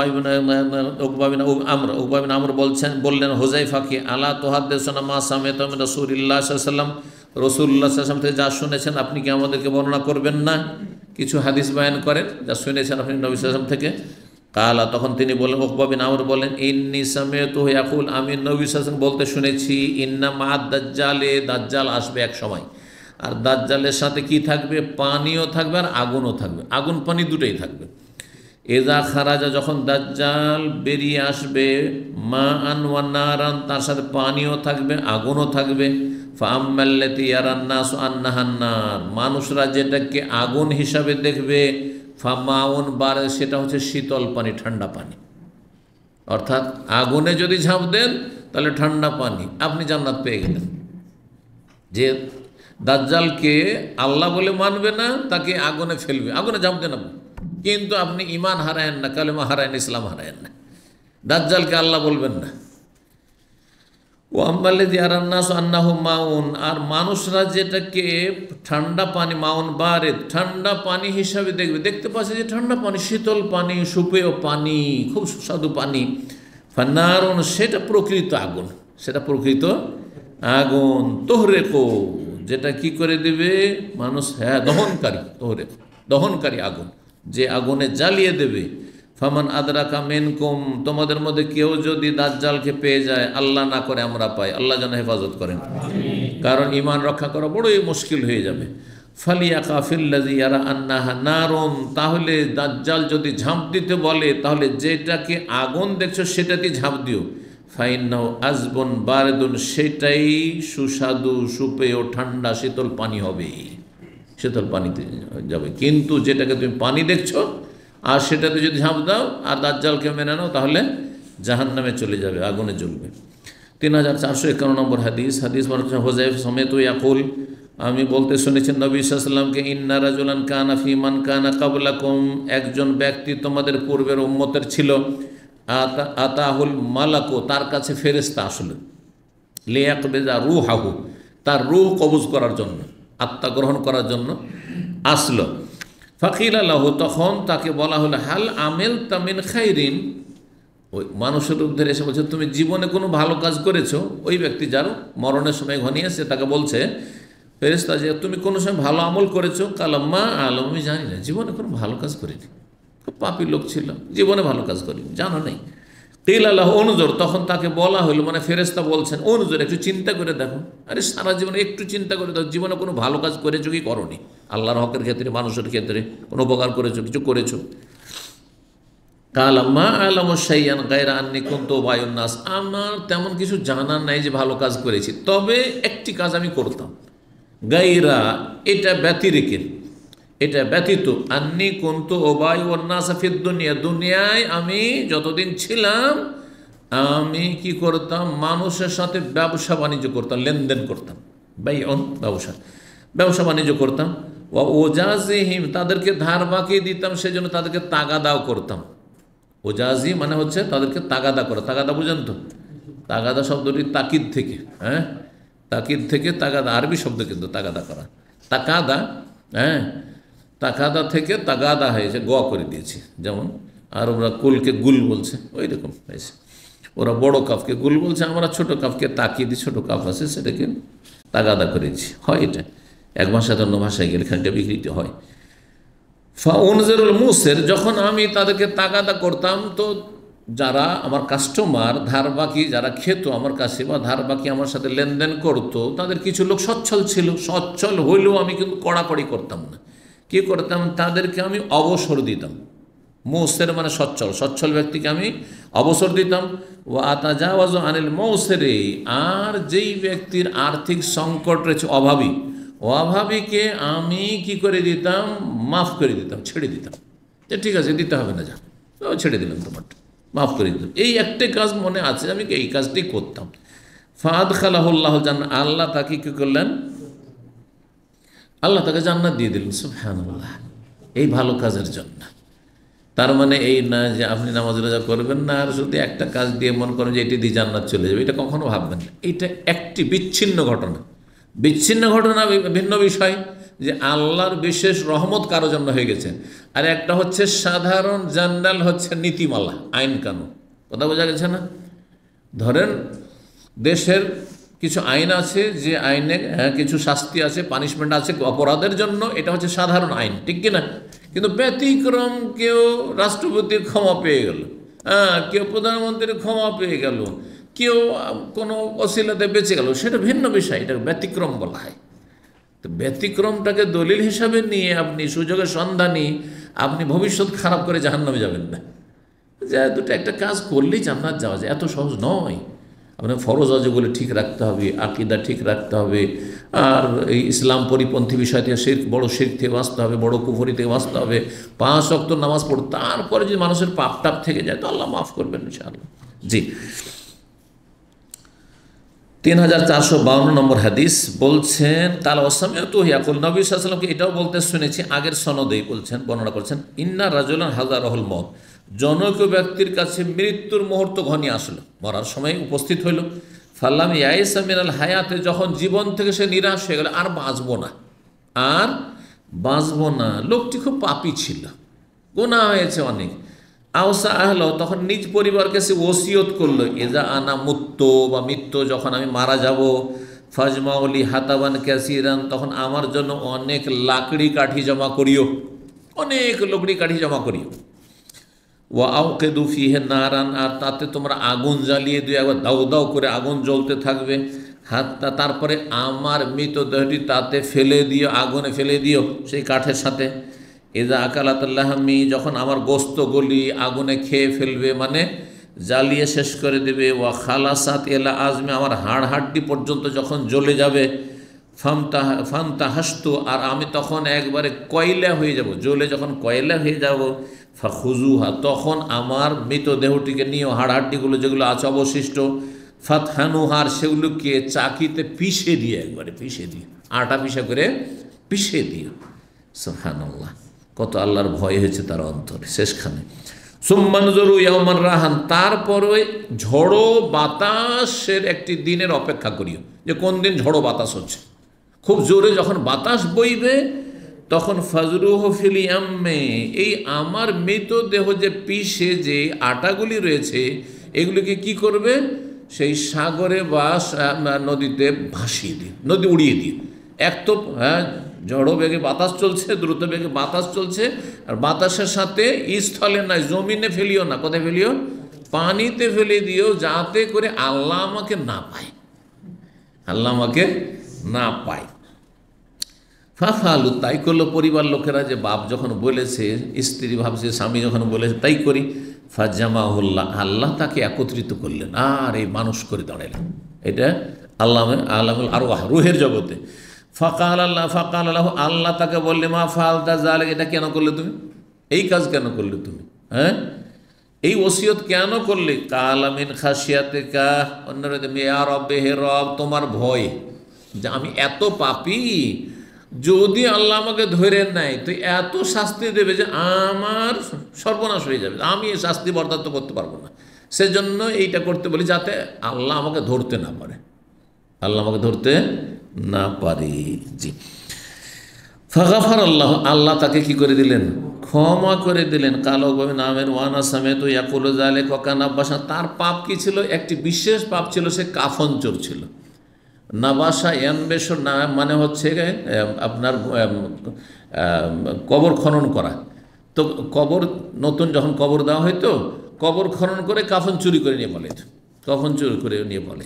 জি, তো এক চোর মানুষের বাড়িতে চুরি করে, এক চোর, ওর চেয়ে বড় চোর হচ্ছে যে মৃত ব্যক্তির একটা কাফন আছে সেইটা চুরি করতো, কাফন চোর ছিল। জি, এছাড়াও হয়তো পাপ ছিল। তো এই ব্যক্তির ঘটনা। আচ্ছা, এই ঘটনাতে আপনাদের কোনো প্রশ্ন জাগছে? হ্যাঁ, একটা প্রশ্ন আছে, আকীদাগত প্রশ্ন। কিন্তু এই লোক এর নাজাত কি করে হইল, মুক্তি কি করে হইল? আল্লাহর ভয়, ঠিক না?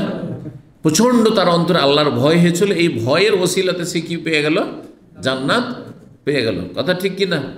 কিন্তু তার আকীদা কি ছিল, যে এই রকম করলে আল্লাহ আমাকে ধরতে পারবেন না, আমাকে আবার পুনরায় জীবিত করতে পারবেন না। এটা কুফরি আকীদা না? কেউ যদি মনে করে যে এইভাবে যদি পিষে দেওয়া হয়, জ্বালিয়ে টালিয়ে পিষে একবারে যদি বাতাসে উড়িয়ে দেওয়া হয় আর সাগরে ফেলে দেওয়া হয়, তাহলে আল্লাহ আমাকে পুনরায় জীবিত করতে পারবেন না, তো সে মুসলিম না কাফের? তাহলে এই কাফেরকে আল্লাহ কী করে মাফ করে দিলেন? তো কুফরি আকীদা এটা। অন্য রওয়ায়াতে রয়েছে যে বাবারে আমাকে এরকম করিও, কারণ লাইন কাদার আল্লাহ, আল্লাহ যদি আমার ওপর সক্ষম হন, তাহলে সে ভাবছিল যে এইভাবে যদি করি তো আল্লাহ অক্ষম হয়ে যাবে, অপারগ হয়ে যাবে, আল্লাহ আমাকে পারবেন না ধরতে। হ্যাঁ, তা আল্লাহর হুকুমত থেকে, আল্লাহর রাজত্ব থেকে পালাতে পারবে কেউ? পালাতে পারবে? রক্ষা পাবে? তাহলে এই যে এই বিশ্বাস নিয়ে প্রচণ্ড ভয়ই করেছে সে, আল্লাহর ভয়ে, আল্লাহর আযাবের ভয়ে। কিন্তু আকীদারে তো কুফরি আকীদা, তো এই কুফরি আকীদারই জান্নাত কী করে পেলে? বুঝতে পেরেছেন? এই জন্য ওলামারা বলেছেন যে কখনো কখনো আল্লাহ রাব্বুল আলামিন আকীদার ক্ষেত্রেও যদি ত্রুটি থাকে আর অন্য দিকে আল্লাহর ভয় ভীতি অনেক বেশি থাকে, তো হতে পারে আল্লাহর কাছে সে ওজরটি গ্রহণযোগ্য, অজ্ঞতা ও গ্রহণযোগ্য। কারণ ভয় এমন মানুষের উপর যখন চেপে যায়, তখন মানুষ দিশেহারা হয়ে যায়। এত ভয় হয়েছে, এত ভয় হয়েছে আল্লাহর আযাব বলে, যে জীবনে কোনো ভালো কাজ করলাম না, আর এই মরণ চলে এসছে, তা আমি বাঁচবো কী করে জাহান্নাম থেকে?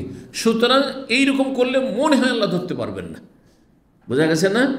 ভয়ে তখন দিশেহারা, যে ওই দিকে আল্লাহ যে অপারগ আমি মনে করছি, এটা যে কুফরি আকীদা, ওইটা আর খেয়াল নেই, ওইটা আর খেয়াল নেই। কিন্তু আল্লাহর অস্তিত্বে যদি বিশ্বাসী না থাকবে, আল্লাহ রাব্বুল আলামিন হাসর মাঠে জমা করবেন, হিসাবে নেবেন, পাকড়াও করবেন, জান্নাত জাহান্নাম আছে, এই বিশ্বাস না থাকে, তাহলে কেনই বা ভয় হবে? বোঝা গেছে কি না? তাহলে ঈমান সব আছে, কিন্তু এইখানে ভয় মানুষের ওপর যখন আসে, তখন একেবারে দিশেহারা হয়ে যায়, হুঁশ দিশা কিছু থাকে না, একটা পাগলের মতো হয়ে যায়। যখন পাগলের মতো হয়ে যায়, তো পাগলের ওপর তো কলম উঠিয়ে নেওয়া হয়েছে। বুঝতে পেরেছেন? এই জন্য আল্লাহ মাফ করেছেন ব্যতিক্রম। কিন্তু কেউ যদি বলে যে এইরকম করলে আল্লাহ আমাকে ধরতে পারবেন না, তাহলে সে কাফেরা মরবে, কাফেরা মরবে। কথা ঠিক না? তো এখানে এই ব্যক্তির ওজর গ্রহণযোগ্য তার সীমাহীন ভয়ের কারণে। এত বেশি আল্লাহকে ভয় করেছেন, এত বেশি আল্লাহকে ভয় করেছেন যে এই দিকটা ভুলে গেছেন যে এইরকম করে যে আমাকে পিছাও দেওয়া হয়, তবুও তো আল্লাহ উঠাইতে পারবেন, তবুও তো আল্লাহ আমাকে কোন ফায়াকুন করলে তো আল্লাহ আমাকে নিয়ে হাজির করে দিবেন। কিন্তু এটা ভুলে গেছে সে। 3453 এবং 3454 নম্বর একসাথে দুটো হাদিস একসাথে করেছেন, মানে সনদ দুটো রয়েছে। আর মুহাদ্দিস না সনদকেও হাদিস বলতেন, শুধু আমাদের মতনকে হাদিস বলতেন না। বলছেন আয়েশা রাদিয়াল্লাহু তাআলা ইবনে আব্বাস দুইজনে বর্ণনা করছেন, তাহলে দুটো হাদিস হয়ে গেল এদিক থেকে। কালা উভয় বলেছেন লাম্মা নাজালা বে রাসূলিল্লাহ, নাজালা পড়া হয়েছে নজেলা, রাসূলুল্লাহ সাল্লাল্লাহু আলাইহি ওয়াসাল্লামের যখন মৃত্যুর মুহূর্ত ঘনিয়ে আসলো, নাজালাল মৌত, রাসূলুল্লাহ সাল্লাল্লাহু আলাইহি ওয়াসাল্লামের মরণের সময় যখন ঘনিয়ে আসলো, তাফিকা ইয়াতরাহু খামিসাতান আলা ওয়াজহি, তখন তিনি তার মুখমণ্ডলে একটি চাদর, মোটা চাদর ছিল বা কম্বল টাইপের ছিল, যেটা বারবার করে মুখের উপর দিয়েছেন। মানুষের যখন অশান্তি থাকে তখন ছটপট করতে থাকে, কোনটাতে শান্তি পাবো? মানুষের অশান্তির সময় একবার চিত হয়ে শয়, ওতেও শান্তি পাচ্ছে না, তখন ডান দিয়ে কাত হয়, ওতেও শান্তি হয় না, আবার বাম দিকে হয়, শান্তি পায় না, এরকম হয় না? ঠিক ওই রকমই নবী সাল্লাল্লাহু আলাইহি ওয়াসাল্লামের হয়েছিল, যে ছটপট করছেন, খুব কষ্ট হচ্ছে মৃত্যু সজ্জায়। তো একবার করে চাদর দিয়ে কী করছেন? মুখটা ঢেকে নিচ্ছেন। ফায়দাগতাম্মা, আর যখন দম বন্ধ হতে যাচ্ছে, শ্বাস বন্ধ হতে যাচ্ছে, যখন আপনি কম্বল টম্বল দিয়ে মুখটা ঢেকে নেন তখন দম বন্ধ হতে যায় মনে হয়, ঠিক না? ঠিক ওই রকম যখন হতে যাচ্ছে, কাশাফান ওয়াজহি, তখন চেহারা থেকে সরিয়ে ফেলে দিচ্ছেন, মুখমণ্ডলটা খুলে দিচ্ছেন। ফাকাল, আর ওই সময় তিনি বলছিলেন এই অবস্থায়, লানাতুল্লাহ আলাল ইয়াহুদ ওয়ান নাসারা, ইহুদি খ্রিস্টান আল্লাহর অভিসম্পাত, লানত হোক, আল্লাহর রহমত থেকে তারা বঞ্চিত। কেন? ইত্তাখাজু কবুর আম্বিয়াহে মাসাজেদা, তাদের নবীগণের কবরগুলিকে সেজদার স্থানে পরিণত, মসজিদে পরিণত করেছে। কবর মসজিদ তৈরি করত এবং কবর পাকা করে সেখানে সেজদা করত, কবরকে সেজদা করত, শিরক কুফরির কারণে তাদের ওপর লানত হয়েছে। তাহলে মুসলিমরা যদি এরকম করে, কবরকে পাকা করলো আর কবরে সেজদা করলো, মাজারে ওরস লাগাইলো, তো এর উপরে লানত হবে না? কেন এগুলো বয়ান করছেন নবী সাল্লাল্লাহু আলাইহি ওয়াসাল্লাম? শেষ সময়ে তৌহিদের সুরক্ষার জন্য, শিরক থেকে সতর্ক সাবধান করার জন্য, আর ইহুদি নাসারাদের মতো ধর্মকে বিকৃত করা থেকে সতর্ক সাবধান করার জন্য। ইউহাযযিরু মা সানুতা, মা আয়েশা বিন আব্বাস বলছেন নবী সাল্লাল্লাহু আলাইহি ওয়াসাল্লাম ইহুদি খ্রিস্টানদের এই কুকর্ম থেকে সতর্ক সাবধান করার জন্য বারবার করে এই কথা রিপিট করছিলেন, ইহুদি নাসারাদের উপর আল্লাহ লানত, যে তারা নবীদের কবরগুলিকে সেজদার স্থানে পরিণত করেছে, মসজিদ বানিয়েছে, পাকা করেছে।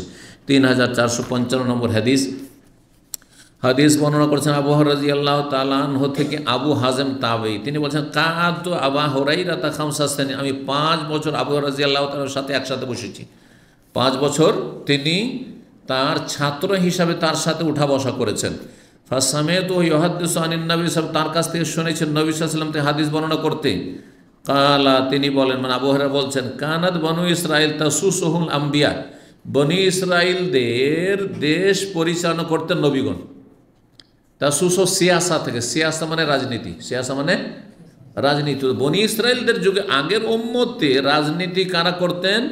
নবী রসুলগণ। মানে রাজনীতি মানে জনসাধারণকে নিয়ে এই রাজনীতি না, যেই ব্যক্তি রাষ্ট্র পরিচালনা করবেন তাকে, রাজনীতি মানে কি? রাষ্ট্র পরিচালনার নীতি, আইন কানুন, নিয়ম নীতিমালা, তাহলে সেটা তার জানা ফরজ। আমার জন্য জানা ফরজ নাই, আপনাদের জন্য জানা ফরজ নাই যে রাষ্ট্র পরিচালনা কেমন করে করতে হয়।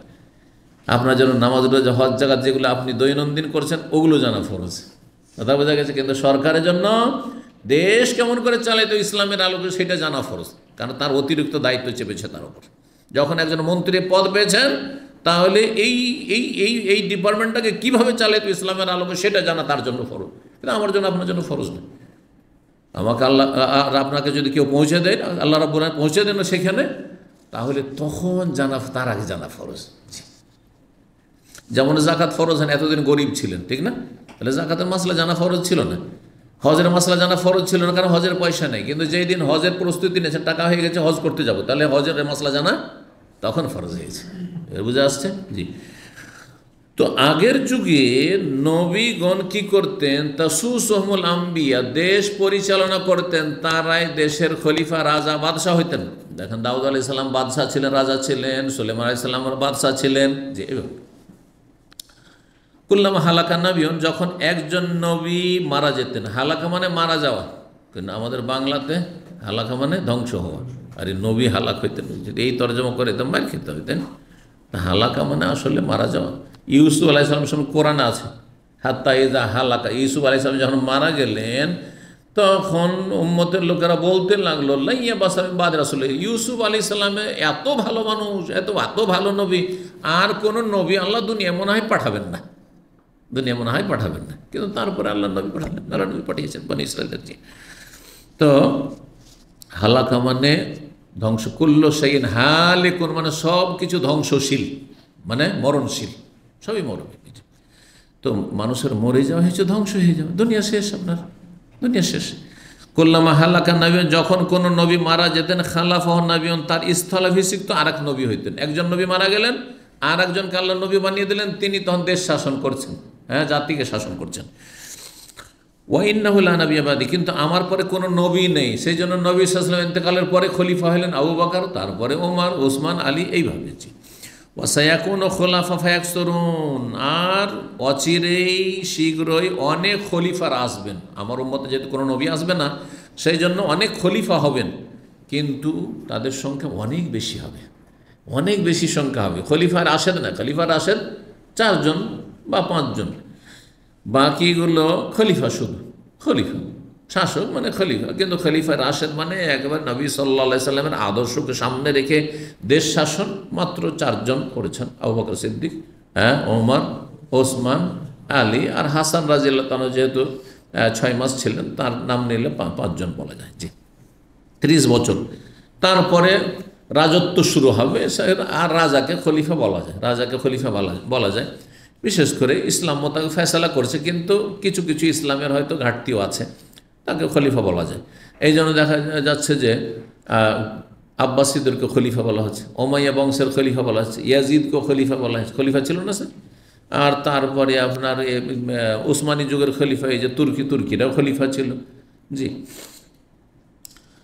তো অনেক সংখ্যা হবে খলিফাদের। কাল ফামাতা, আমাদের কি নির্দেশ দিচ্ছেন খলিফাদের সম্পর্কে, শাসকদের সম্পর্কে? কাল ফু বাইআতিল আউয়াল ফাল আউয়াল, প্রথম যিনি খলিফা হবেন তার বায়াতের চুক্তি পূরণ করো। আগে যিনি খলিফা তার আনুগত্য করো। 2 নম্বরে কেউ যদি এসে বলে যে না, ওকে সরাবো, আমি হব, তাহলে দ্বিতীয় ব্যক্তি সাথ দেবে না। এটা হচ্ছে ইসলাম, দ্বিতীয় ব্যক্তি সাথ, যতক্ষণ পর্যন্ত সে মুসলিম আছে।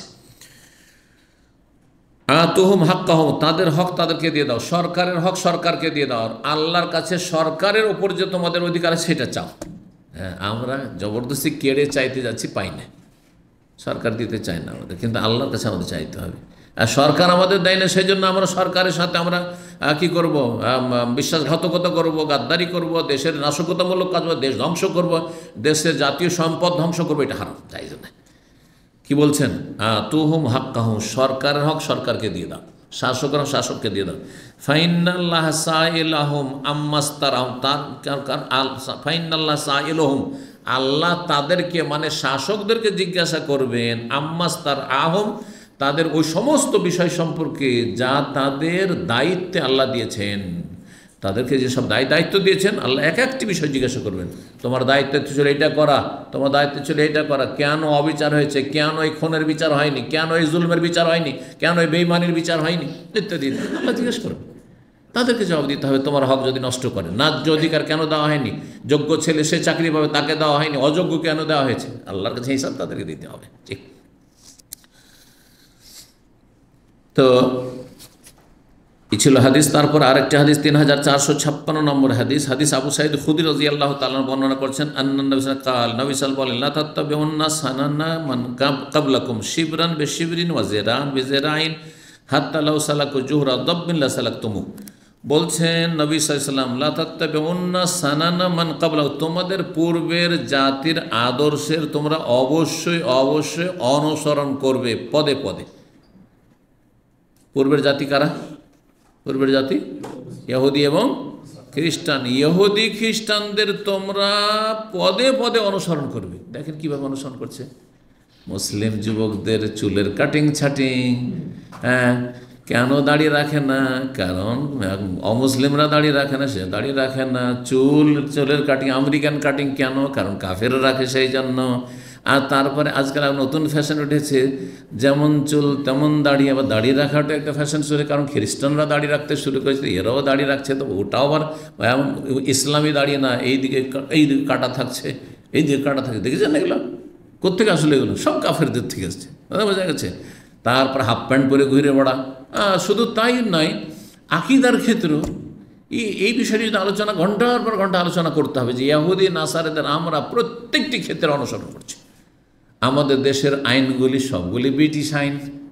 হ্যাঁ, আমাদের দেশে জজ হইতে হইলে, ব্যারিস্টার হইতে হইলে, আর উকিল হইতে হইলে কি করতে হয়, কোন আইন পড়তে হয়? সব ওই ব্রিটিশ ল পড়তে হয় না? ইসলামী ল, কোরআন হাদিসের আইন পড়ে দেবে? হ্যাঁ, কোনো মৌলবি হুজুরকে, মৌলানাকে, আল্লামাকে জজ হিসাবে কবুল করবে? তাহলে কি অবস্থা? তাহলে চিন্তা করুন দেখি। বিচার বিভাগ সব হচ্ছে কাফেরদের অনুকরণ। আচ্ছা, গণতন্ত্র, হ্যাঁ, আব্রাহাম লিঙ্কনের সব তাদের গণতান্ত্রিক পদ্ধতিতে আমরা ক্ষমতায় আসবো, গণতন্ত্রে আমরা বিশ্বাসী। হ্যাঁ, মানে ইহুদি নাসারাদের আমরা আদর্শে বিশ্বাসী, যে সোনানা মান কাবলাকুম। জি। তারপরে এই যে মাজার পূজা, হ্যাঁ, নবী রসুলদের বুজুর্গানের দিনের অলি আউলিয়ার কবরকে পাকা করা, এটা কাদের কাছ থেকে শিখে? এটা ইহুদি খ্রিস্টানদের থেকে শিক্ষা। হ্যাঁ, তারপরে পীর পুরোহিতের অন্ধবিশ্বাসী হওয়া, পীর পুরোহিত তারা পুত পবিত্র। হ্যাঁ, ঠিক ওই রকমই মুসলিম সমাজের পীর, হ্যাঁ, যেমন খ্রিস্টানদের ইহুদিদের ধর্মগুরুরা পাক পবিত্র একবারে, হ্যাঁ, ঠিক তেমনি মুসলিম সমাজে যারা পীরের মুরিদ, হ্যাঁ, পীর মুরিদিতে বিশ্বাসী, তাদের অবস্থা ওই রকম, অন্ধভক্ত তাদের। তারা ভুলের ঊর্ধ্বে, তাদের পাপকে পাপ বলা যাবে। তারা ভুল করলে তারা মারিফতি নজরে দেখে, উল্টো পাল্টাও যদি কাজ করে তবুও কি মারিফতি নজরে। আপনি বুঝবেন না ওগুলো, সব বুঝবেন না ওগুলো, ওগুলো মারিফতি বিষয় আছে, বুঝছেন না? জি হ্যাঁ, এইভাবে বলে শেষ করা যাবে না। ইহুদি নাসারদের পদে পদে অনুসরণ, আকিদাই, ইবাদত বন্দেগীতে সপ্তাহে শনিবার রবিবার ইহুদি খ্রিস্টানরা যায় তাদের, হ্যাঁ, চার্চে, তাদের ধর্মশালায় যায় না, যায় না উপাসনালয়। ঠিক তেমনি অধিক শতকরায় 90-95 মুসলমান জুমা পড়া মুসলমান। সব কিছুতে লাতাত্তাবিউন্না সুনানা মান ক্বাবল, তোমাদের পূর্বের জাতির তোমরা পদে পদে অনুসরণ করবে। কিভাবে অনুসরণ করছে? শিবরান বে শিবরান, বিঘতে বিঘতে, একবার সেম সেম, আধা হাত ওরা তো আধা হাত তোমরা। আর জেরান বে জেরাইন, গজে গজে একবারে। আর হাত্তা লাউ সালাকু জুহরা দাব্বিন, এমন কি কোনো ইহুদি খ্রিস্টান যদি সান্ডার গর্তে ঢুকে, সান্ডার গর্ত খুবই আঁকা বাঁকা, খুবই আঁকা বাঁকা থাকে সুরক্ষার জন্য, সোজা গর্ত না ওদের। যদি কোনো ইহুদি খ্রিস্টান সান্ডার গর্তেও ঢুকে যায়, লাসালাক, তোমরাও ঢুকবে, জানি এইখানেই মনে হয় উন্নতি আছে। কথা বোঝা গেছে? আজকাল মুসলিম মহিলারা, হ্যাঁ, গেঞ্জি পরে, টি শার্ট পরে, বেহাবে পর্দা, চুল ঢাকবে না, মাথা ঢাকবে না, গা ঢাকবে না, পেট ঢাকবে না। কারণ মনে করছে মনে হয় এইরকম করলেই মনে হয় উন্নতি করা যাবে। ইহুদি খ্রিস্টান ইউরোপ আমেরিকা মনে হয় এইরকম করে উন্নতি করেছে, সুতরাং আমাদেরকে কাপড় খুলে ফেলে দিতে হবে। কথা বোঝা যাচ্ছে না? সব কিছুতেই কাফেরদের অনুকরণ। জি। কুলনা ইয়া রাসূলুল্লাহ, আমরা বলি হে আল্লাহ রসুল, আমাদের পূর্বের জাতি বলতে আপনি কাদের বোঝান? আল ইয়াহুদ ওয়ান নাসার, ইহুদি খ্রিস্টানদের কথা বলছেন। তার মানে সাহাবীরা তখন ইহুদি খ্রিস্টানদেরকে এত তুচ্ছ নজরে দেখছে, আরে এই ইহুদি নাসারাদের আমরা পদে পদে অনুসরণ করব, তাদের গোলামি করব, তাদের পিছনে পিছনে চলবো, এটা বিশ্বাসযোগ্য নয়, অবিশ্বাসযোগ্য, অবাস্তব কথা তখন জানো। হ্যাঁ, আশ্চর্য মনে হচ্ছে। নবী সাল্লাল্লাহু আলাইহি ওয়াসাল্লাম বলছেন, ফামান, তাহলে আর কার কথা বলবো? ওদেরই তো কথা বলছে। তোমাদের পূর্বে আসছে কারা? তোমাদের পূর্বে এসেছে ইহুদি খ্রিস্টানরা। জি। তো সময় এগিয়ে চলে যাচ্ছে আর হাদিস অনেক রয়েছে, এখানেই আজকে রেখে দিই। ইনশাআল্লাহ তাআলা আগামীতে আবার ইনশাআল্লাহ তাআলা আগামীকালকে রয়েছে, ইনশাআল্লাহ আমরা খুব তাড়াতাড়ি এই পর্বগুলি শেষ করে দেব। আল্লাহ রাব্বুল যেন কবুল করেন, তৌফিক দান করেন এবং উপকারী জ্ঞান দান করেন, পাপ থেকে বেঁচে থাকার তৌফিক দান করেন এবং ভালো মানুষ হওয়ার তৌফিক দান করেন। আল্লাহ রাব্বুল আমাদেরকে জান্নাতুল ফিরদৌস দান করেন, রুজিতে বরকত দান করেন, বালা মুসিবত থেকে আল্লাহ হেফাজত করেন। ওয়া সাল্লাল্লাহু আলা নবিয়িনা মুহাম্মদ ওয়া আলা আলিহি ওয়া সাহবিহি আজমাইন।